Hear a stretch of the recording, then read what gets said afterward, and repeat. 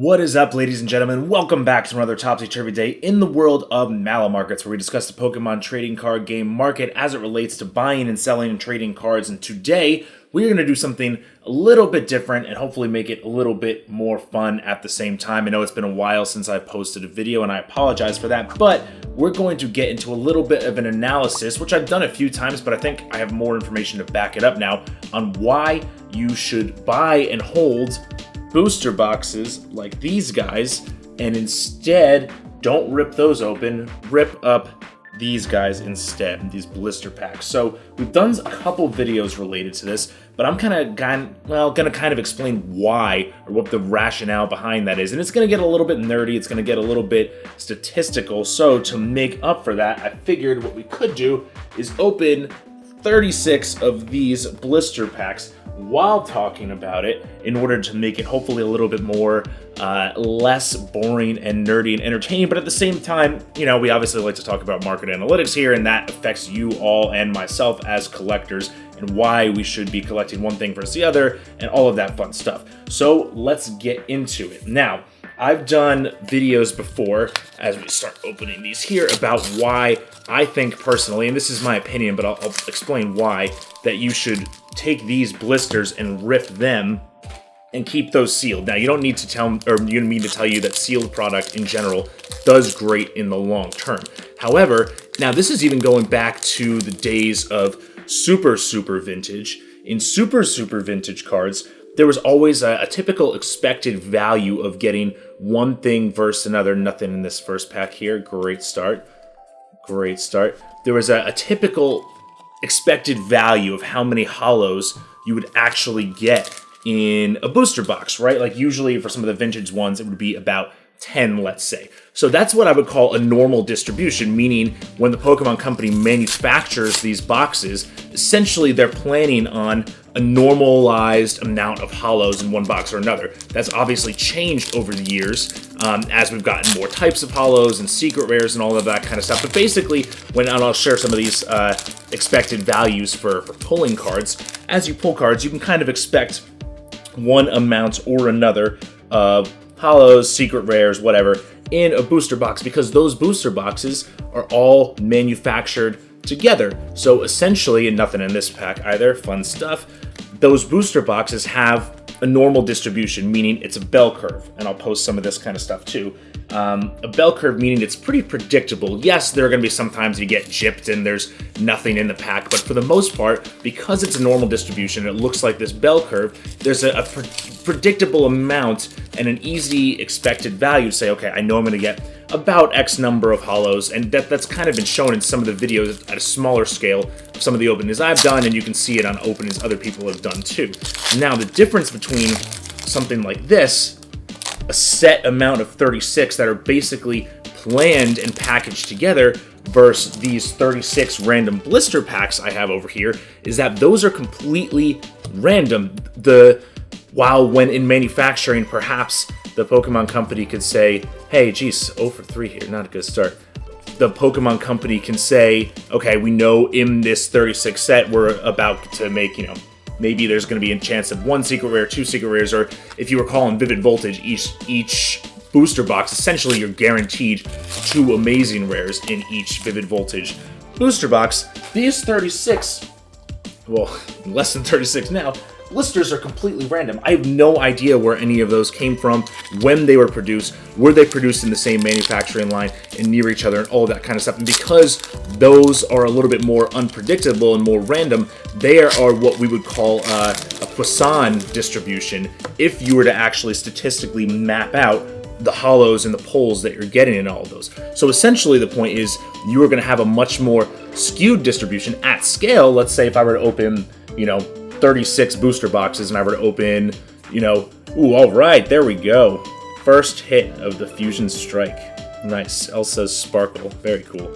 So if you were to actually model that out at scale, like let's say you were going to open, I don't know, 10 booster boxes, just so the numbers are easier, 10 booster boxes and 360 blisters, these would eventually approximate the normal distribution over time at large scale. But at small scale, if I were to do 36 of these, there's a much greater chance that you're going to see that what should be a normal distribution skewed in one direction or the other, meaning maybe skewed so there are less pulls at a smaller amount that you're opening, or skewed so that there are significantly more pulls, again because these were not manufactured together at the same time like you would expect them to be in a booster box. So by that logic there, and we got another pull in here too, let's see what we got.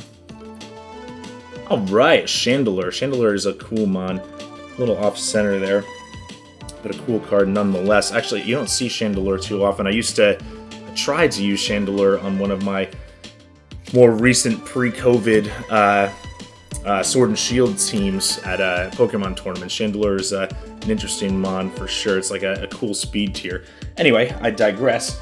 So you would expect to see, and that's why, so what prompted me to go down this line of thinking too is, okay, well, if I were the Pokemon company, and my undergraduate degree at least is in manufacturing and process manufacturing, so if I were to produce these myself, how would you pull them off a line to make sure that you're getting, a guaranteed number of hits or about approximately normal, predictable number of hits? And it makes sense that they do that in a booster box, right? But you can't, or the Pokemon company, when manufacturing, can't control that. So while you would expect to see probably some instances, because of this Poisson distribution, worse hits in a set of blister packs, you also would expect to see, cool Vulpix, better hits at the same time, depending on what you're opening. So that's the logic there, and partially I came to that conclusion by thinking about it, because I literally, in Battle Styles and in Chilling Reign, I ripped a bunch of booster boxes, and I got no alt arts, no nothing. Then I started ripping the blister packs in Evolving Skies and got 2 alt art hits, and in the Evolving Skies booster box, I got nothing. Now, granted, for me, obviously a small sample size, and if you're going to open a ton of blisters, like I said, you would expect that to normalize over time and become more of a similar distribution like you would see if you were opening booster boxes, which again, manufacturing-wise, are more predictable. Cool, Latias. And obviously right now I'm debunking everything I'm saying with these piss-poor pulls thus far. But that kind of is the rationale behind it. And as a collector and someone who's, looking to get the best bang for your buck or use your money in the most effective way possible, obviously, if you're going to be ripping stuff open, you want to get the best pulls you possibly can. Maybe you want to sell some of those cards early, recoup your cost, and then get a bunch of cards for free, or maybe you're going to try your luck at sending something to PSA, CGC, getting them back, and flipping a card quickly. Or maybe you're just doing it for fun, just to collect. That's obviously cool too. But if you're trying to be a long-term hold collector, do the pulls matter as much? This is something that we've debated on this channel before, but obviously when it comes to keeping something sealed, while the blisters are good, the booster box itself is probably a better long-term hold, even though you can get higher value, possibly per pack if something is sealed in a blister like this. But to me, the booster box, if you're going to buy a booster box, to me, I would not rip those, and I stopped ripping them myself for this exact reason. Does that mean you're guaranteed to get, in this case, what we're hunting in Fusion Strike or any of these newer sets, does it mean you're guaranteed to get more alt arts? No, absolutely not. Anecdotally, has that worked for me? Yes. Anecdotally, you can look back at some of my videos and some of the other stuff. Research-wise, it seems to have worked there, but it's completely because of how these are manufactured and how a booster box is manufactured all at the same time at once, and how any of these blister packs that, maybe you picked up 3 from Target, 3 from somewhere else, 10 from somewhere else, or maybe you got all 36 at the same time from the Pokemon Center like I did for these. All 36 I purchased at the same time, but who knows how they were moved around in storage, or, when they shipped them out or anything like that. Stuff got moved around, you don't know, and if you were buying them from Target even, you don't know how those were put on the shelf, where they moved out of order. At that point, it depends on how the packs are run off the print line there. So just thought that would be an interesting share there, as once again I'm disproving myself by pulling basically nothing. But thought that would be an interesting share, and I would love to hear what you guys have to say in the comments about that as well, if you think that makes sense on your end, makes sense from your experience. I know clearly there are going to be people who say, oh, well, I opened a booster box and I pulled, you know, a rainbow rare, or I pulled like V Chase card and whatever set it was. And obviously that's totally going to happen. So this is not like the be all end all. You're never going to pull anything rare in one thing or the other. But to me, you know, especially manufacturing wise, this is what makes sense, and why, in my opinion, I do think as a collector, if you're going to rip stuff, I would rather rip the blisters and have a better chance at getting a more skewed distribution, something skewed towards some of the higher pulls, the rarer cards, even if you also have a chance of having a worse pull rate versus something like a booster box, which you would expect to be more normal even at the lower pull rate, or the lower, you know, sample size of packs. So 36 obviously in a booster. Wow, this has been awful. I'm totally completely proving everything I've said wrong at the same time, but unfortunately that is the risk you take when doing this. Let's see here, we're a good ways of the way through this, and we've had 2 hits. Actually, I don't even think I've had any regular hollow pulls. Let's see. By the way, if you're interested, any of you, in the Typhlosion from Expedition here, the CGC hollow, or the Togetic from Aquapolis, I'm currently in the market to trade those. I would consider selling too, but I'm more in the mood for a trade. Crabominable, nice V hit there. Very cool. Crabominable. Cool Croconaw too. I always felt like what's it called?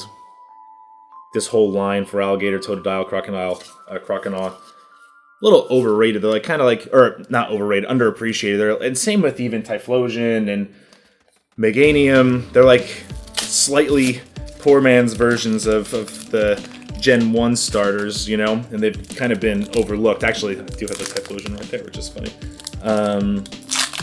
But I always felt like they got kind of a bad rap. I'm happy to see some of them coming back a little bit now, but you know, they were cool Pokemon. Actually, I liked them in the series too. Totodile was always kind of cool on TV and that kind of stuff. Okay, there's a regular hollow there with the Butterfree. Cool Butterfree. Let's see. But yeah, let me know in the comments what you guys think about that.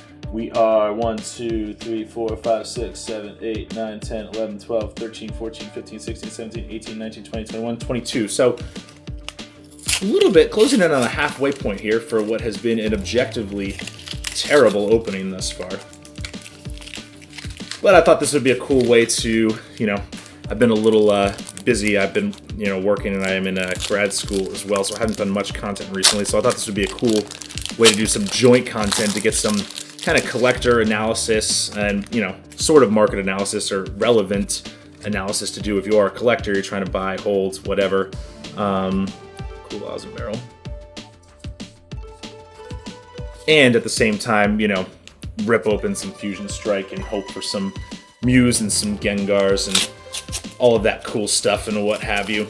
I'm interested to see how this set in particular does long term, especially after Celebrations. Obviously such a fun set to open. This set was bound to get a little bit overshadowed by that or some of the others. There's still some cool cards in here. I'd still put this set above, you know, Battle Styles and Chilling Rain and those. How many Verisions can I get? Jeez. I would still put this above those, but I do think Evolving Skies, I don't know, I think it'll probably be better long-term than this one. It seems, you know, possibly maybe just a timing thing. I don't know. We'll see how it goes. It'll be interesting to see. I'd love to hear your thoughts about that as well in the comments. And thank you guys, as always, for watching. And sorry I've been a little bit MIA lately. Let's see what we got in here. All right. A Breloom.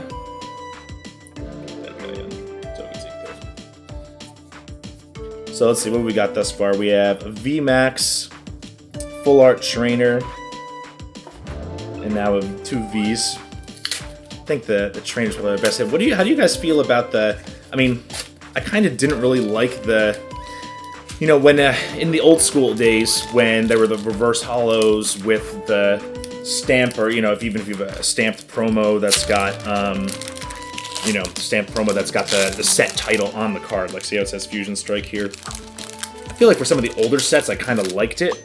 But now for this one, when you've got the Fusion Strike and the Single Strike and the Rapid Strike, and some of these cards have like 3 different things on them, to me it's just a little bit of overkill, and I don't really like the Single Strike or Fusion Strike. I didn't like it in Battle Styles. Ooh, cool Ninetales. I love Ninetales.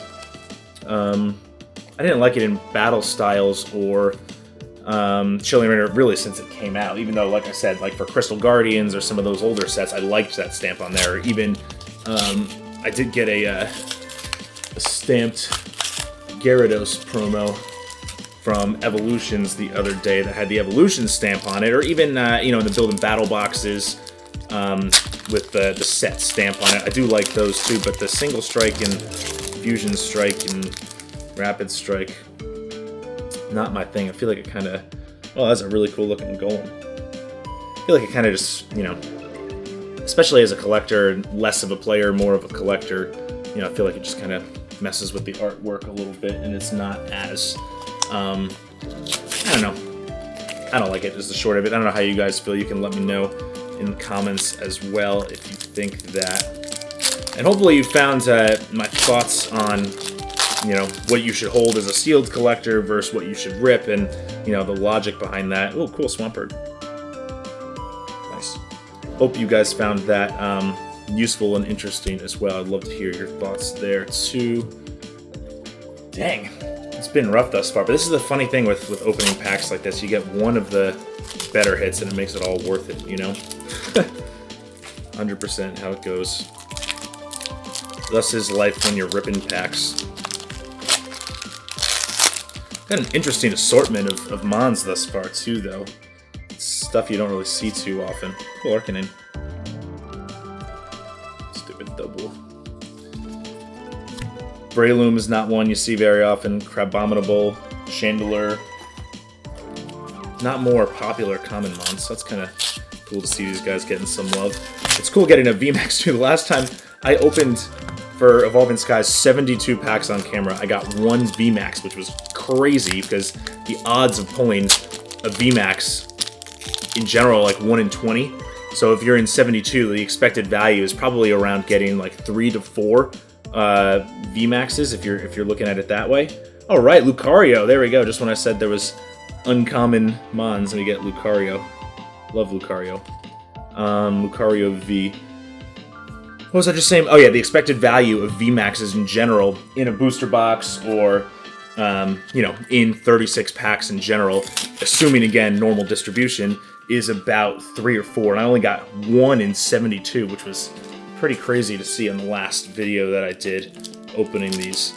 And I know the statistics stuff gets a little nerdy, I apologize. But it is useful if you get into it and think about it that way and what you should actually be expecting. I mean, we're all kind of, you know, cardboard gambling here, so if you're going to gamble, at least you may as well try to be slightly intelligent about the gambling, you know? That's my thought, at least. 1, 2, 3, 4, 5, 6, 7, 8, 9, 10, 11, 12, 13. Wow, yeah, we're over the halfway point here with 13 packs left. See how the rest of these go. Been a little bit disappointing thus far. When I did the Evolving Skies opening too, another interesting thing to consider, sometimes it's so annoying when you pull those golden rare, those secret rares, and it just happens to be like the one trainer secret rare that you don't want, or here's a Toxtricity. The one golden rare, you know, that no one wants. And it's just really annoying. It's like, damn, why couldn't that have been a Mew, or why couldn't that have been like a Rainbow, I don't know, I'm trying to think, what's the old Evolving Skies, like the Rainbow Gyarados or Rainbow whatever, you know? Just funny how that works, I guess. But what can you do? Such is life when you are Pokemon gambling, I suppose. Smeargle is such a cool mom. There's nothing more fun to me than trolling people on like Pokemon Showdown. Oh, cool, Dragapult. That's awesome. Trolling people on Pokemon Showdown with Smeargle teams for the video game, and just, you know, using paint and just pulling out whatever random move, and people just, like, you know, get so angry and curse at you and that kind of stuff. Difficult to win consistently, but it's worth triggering people and trolling them for sure sometimes, in my opinion, at least. Let's see what we got here in this one? Feraligatr, there we go. Now we're getting some more of these regular hollows, I guess. Wow, look how bad this misprint on this Ninetales is. Holy crap. Look at that, you can actually see up here the 2021 from a different card. This one is worth... Oh wow, this whole pack is all miscut. Look at that, that's terrible. Now these are not bad. These three though. This one in particular, this Ninetales, is pretty bad. I'll have to try to sell those or do something with those or something. People love their misprints. I've never been too big of a misprint guy.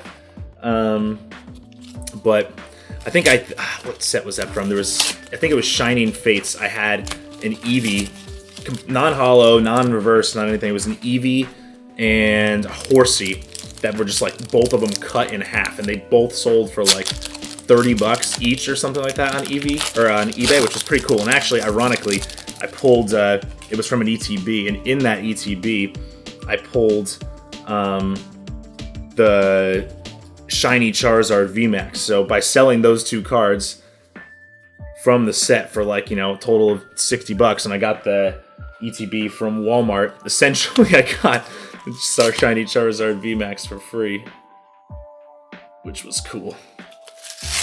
Jeez, we're really running low here. This has been terrible luck. Screw you, Fusion Strike. Fusion Strike my ass.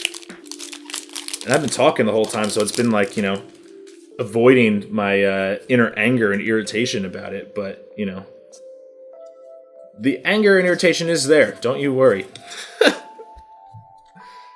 Let's see, what is this? 1, 2, 3, 4, 5 hits out of about 20 packs thus far. Not a good pull rate. So, like I said, now this video is not really proving anything, and again, small sample size, but from my experience, and just statistically and production-wise, that makes sense to me. So, unfortunately, while in these packs there's a chance that I would have better pulls than a general normal booster box, there's also a chance that you would have worse than what you would expect in a normal distribution as well. Even though, yes, you're right, there is some variability on the booster boxes as well, obviously.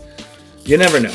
You never know. If you're opening a few amount of packs, that's just unfortunately how it goes. The more and more you open, obviously the more and more you'll get the hits that you want, but also the more and more you will flush your money down the toilet. Which again, is life as a Pokemon collector, especially in 2021, but, you know, a collector in general as well. Jeez, yeah, we're really getting screwed here. Yeah, I hate to see that. Nice Arcanine though. I think my best hit may be this misprint Ninetales over here. Over Elisa? Is that her? Elisa's Sparkle? I don't even know who that is. Elisa's Sparkle?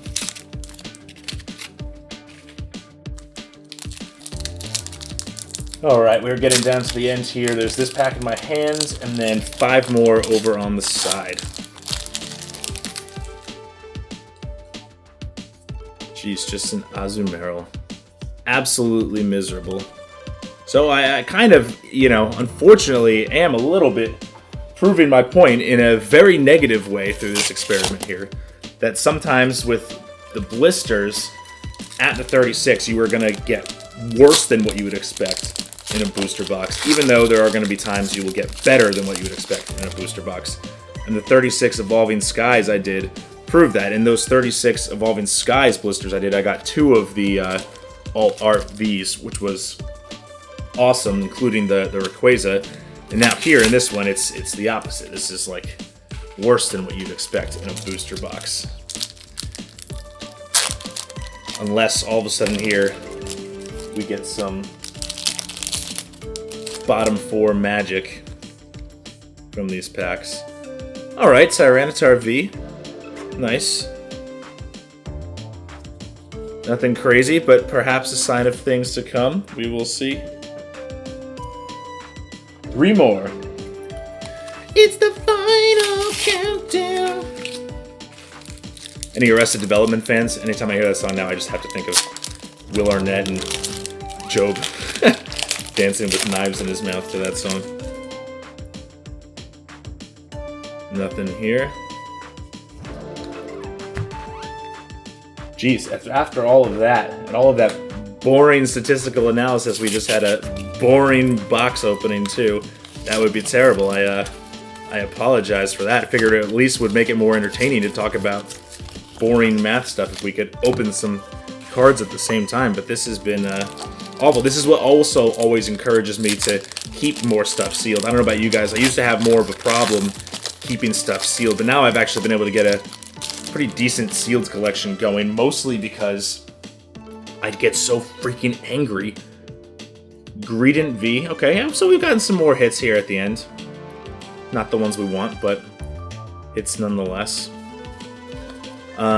Get so freaking angry when you open all of these and get nothing, or you get, especially as a collector, right? If you're playing the game, it's different. You want more of these cards, but as a collector, when you're getting these and you're not getting any, like, you know, the alt arts or the rainbows or the whatever, you know, last pack, here we go.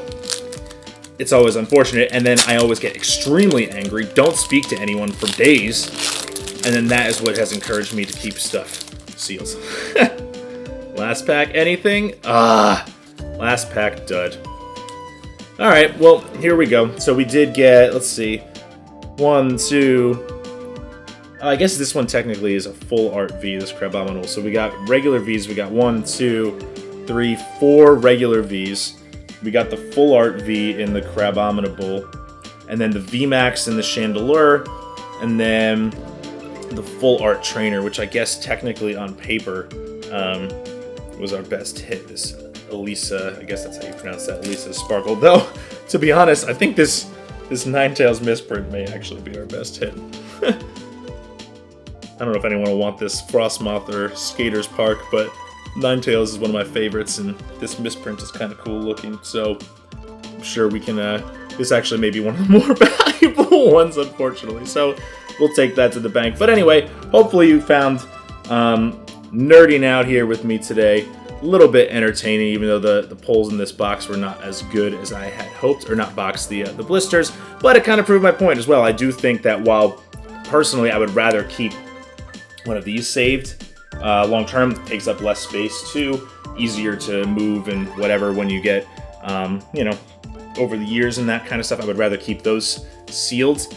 Ripping blisters, while you're gonna have some duds like I just had and you didn't really get any of the good cards you wanted, statistically speaking, because it's that Poisson distribution, you're also gonna have a chance to have better pulls, even though long term, over the, you know, the course of ripping hundreds, you expect them to, you know, resemble the normal distribution that you can kind of expect in here. Thank you guys for checking it out. As per usual, I will try to get more consistent with uploads, especially now that the holidays are coming off some more time. And other than that, I will see you guys on the next one. See you later.